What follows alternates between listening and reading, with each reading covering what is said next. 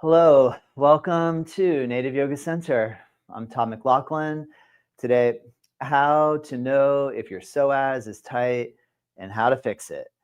First up, psoas, spelled Psoas. What is the psoas? The psoas is a muscle on the right and left side of the body that attaches onto the transverse processes of the lumbar spine. It also attaches on the inside edge of the anterior iliums or your pelvic bones. And it also comes down and attaches onto your femurs. So basically, it stretches from about here all the way up to about here with a connection point here on your hip as well. There's what is called the iliacus, the iliopsoas, or psoas major, psoas minor, and the iliacus. So sometimes that whole group is called the iliopsoas muscle, commonly known as psoas. All right, so now what does the psoas do? The psoas muscle is our deepest hip flexor muscle. So anytime you close the belly toward the legs and create hip flexion, that muscle contracting to pull us into position is called psoas. Another way to connect with it, if you're lying on your back and I want to lift my leg, bringing the leg up, the psoas muscle contracts. Psoas muscle lengthens or relaxes. So then how do I know if my psoas is tight? Because the psoas gets a lot of attention due to the fact that it is one of our core postural muscles. So one indication of tight psoas, well, tight usually means the muscle is shortened. And so if I have a tight psoas, one way it will present is with what's called a lumbar lordosis. When the hips push back, so if the hips and or the glutes are kind of back and the front body pulled forward, then that can be a huge indication that the psoas is tight. For example, if I have a curve in my lumbar back, such as so. So that's one indication. Another indication, the oppositional movement to psoas contraction, which is hip flexion, is hip extension, the leg going behind the hip or posterior. So another way to know if the psoas is tight is if I try to bring my leg back behind me and it's very difficult for me to bring my leg back because it's overly tightened here. So this will present in pretty much most all back bending, because back bending involves spinal extension. Now, it is possible to have a tight psoas and do spinal extension only in the upper body.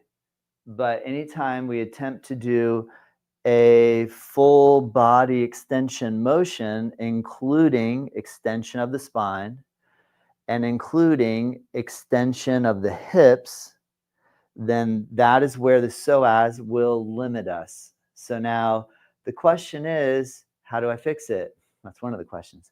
And so let me present to you 3 different angles to approach. One from standing, one from laying on our side body, so we'll actually lay down, and another one from a kneeling position. So let's start off with standing. So a good way to stretch the psoas, and this is kind of beginning toward an actual specific yoga pose, but a good way to stretch the psoas is to try to bend the knee and grab the foot and to attempt to pull the knee back behind the hip. Because what we find is that the psoas in the quadricep, because the quadriceps femoris travels from the ASIS at the front of the pelvis down, crosses the knee, and comes down onto the tibia. So a good way, if you have a hard time with balance, is put one hand on the wall, bend the knee. Now, I'm aware that not everybody is able to catch a hold of their foot And I don't have a strap handy right now, but the idea is that you would take a strap, put it around your foot. Got to be careful, hold on to the wall, and you'll be able to attach your hand to your foot. You could take a belt or you can take any sort of material and you wrap it around the ankle and grab a hold of it. And that way you can practice stretching your psoas by pulling the leg back behind you. So you can lean onto the wall.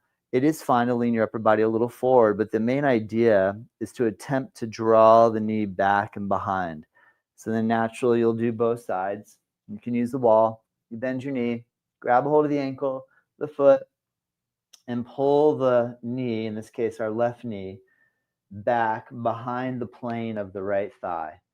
So this is called hip extension, and when you extend your hip, it causes the psoas muscle to stretch. Good. The second main way, one of the great ways to, just going to grab my blocks, to stretch the psoas is to do it from a kneeling position. So I grabbed blocks because for some of us, let me turn this way, we're going to start off with our right foot forward. What we're attempting to do is come on our hands and knees and bring right leg forward.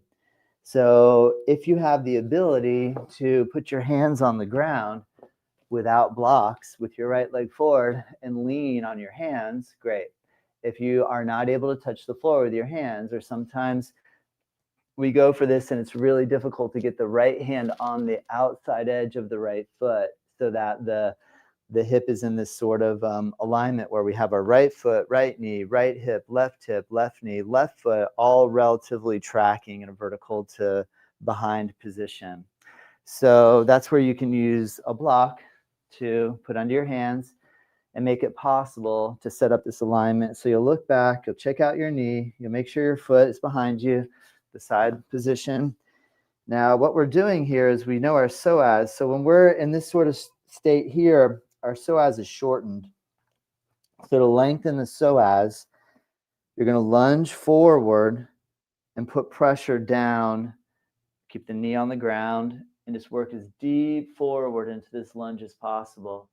And that way we're opening up the psoas. Another way you can even work to get a little bit more into the part that attaches onto the front of your spine is to bring the chest up as you lunge forward. So almost as if you're going into a back bend while you have your leg back. For those of you that are working on improving the psoas, but you already have moderate flexibility, moderate to good flexibility, you can bend your back knee and lunge forward. And that's going to intensify that psoas stretch. Mostly that's the quad. That mostly just lengthens the quad more because the psoas does not cross the knee. But it does have a good, you'll feel the quad, but it does give you a good angle for getting down a little bit deeper into your psoas muscle. So we'll approach both sides where you'll bring your now left foot forward. Put your hands on the floor, use the blocks, and lunge into the bend. And this is a great way. Again, remember that if you try to lift your chest while you bring your hips down, that's going to bring the lumbar spine into slight extension, which is going to help to lengthen that line. The main area that you'll probably feel is right in the front and a little bit on the inside edge of your right hip. And that's how you'll know, there's my psoas muscle. I can feel it. It's being pulled on right now. We're stretching it. Remember the option, if you want to add the quadricep stretch where you bend your knee, you can also access the psoas here. So that's option number 2, or part 2. And now the third one, a way to do while lying down, and this is a good one from a beginner standard. Go ahead and lay on your belly and take your left arm above, roll over onto your left side body, bend your right knee. I'm going to turn a little this way so you'll be able to see. Bend your right knee, take your right hand back. Now I'm aware that not everybody is able to grab a hold of the foot. So this is again where you could take a strap. It takes a little bit of coordination. You just put the strap around your ankle and you hold onto the strap. But the main idea is that we're going to try to bring, I'm going to lay this way so you can see, we're going to try to bring this right leg back behind. So one way to target the psoas is to simply lay on your side body, take your right foot back behind, and just lean back a little bit and try to crawl that right foot back toward the wall behind. And then what you do is you kind of reach forward with your right arm so that your right hip will now come forward. And that way we can access the psoas. If it feels like this angle is a little bit funky, what I can do is take a block and put it back there where my foot is, and you can put your foot on the block. So it just takes a little bit of coordination. But that way my foot is elevated, and when you come forward, you can work the psoas stretch in this fashion. Now, another way to do, if you have the flexibility to grab a hold of your foot, is you lean your chest forward and try to pull your right knee back behind you. And or you can work on kicking into the hand. Now, when you kick, that's predominantly your quadricep muscle that's engaging.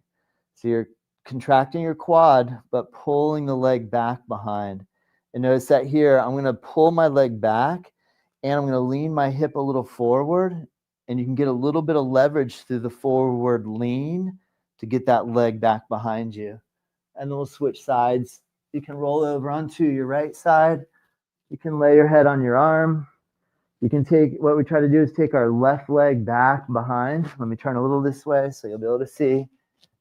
Here is where I'm in a straight line, and I have my hip right above my right hip and my left leg on top of my right leg. You take your left leg and you just bring it back behind your right leg. So from here, if you can grab a hold of your left ankle, wonderful. Kick into that, and or lean your left hip forward and down, so as you kick, you can pull that leg back behind you. Remember the option, if you want to put a block back there, you can kind of keep relatively elevated. You have your leg back and you reach with your left arm to help stretch into your psoas here. That does require a little bit of coordination to be able to pull that off. If you can grab a hold of your left foot and pull that knee back, great way to loosen and open up your psoas. I can keep going and going. There's a lot we can do here. I might as well add more since we have the time. So, I mean, a classic one is camel. Camel pose is where you put your hands onto your hips, and we'll try to press the hips forward. So I do my back bending gently just due to my low back. For some of you, it's going to feel amazing on your low back to back bend. But here I'm isolating the actual extension of the spine. I mean, there's a little bit of extension of the spine, but I'm focusing on that posterior tilt to the pelvis. So if you take your thumbs and you put them down on your sacrum, which is that triangle bone that's down there in between your two sides of your hips, and you push your hips forward, this can do a great job of opening up your psoas muscle. Naturally, all of our back bends, I know I'm adding more and more. I said I had 3, but I'm going to continue on here. Cobra pose, relatively good, but where we get deeper into our psoas is in bow pose, where if you can bend your both knees and catch a hold and kick, what happens here is your quadricep muscles are contracting to get your knees to straighten, but the psoas muscle is lengthening at the front of the pelvis.